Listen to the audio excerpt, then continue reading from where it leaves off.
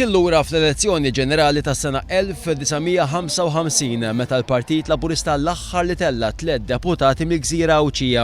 Minn dak iż-żmien l-hawn id-Distrett Awċi dejjem kien jitqies bħala fortizza nazzjonalista għaliex il-Partit Nazzjonalista dejjem tella 3 siġġijiet.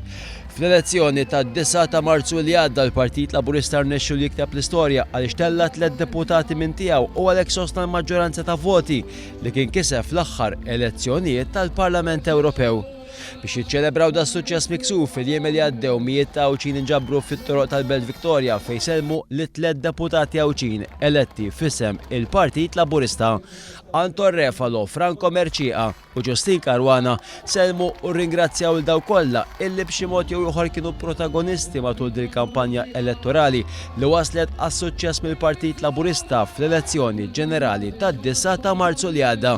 It-3 deputati eletti indirizzaw il dawk il-mijiet li biħġarhom imlew Pjazza Indipendenza Rabat. Fl-elezzjoni ġenerali tad-9 ta' Marzu li għadda fuq 13 il-distrett elettorali wara l-ewwel count, Anton Refalo tela elett bi ftit aktar minn 5200 vot. Franco Merċieqa ġa ftit anqas minn 4000 vot, waqt li Ġustin Caruana mal-ewwel count kisbet ftit aktar minn 2700 vot.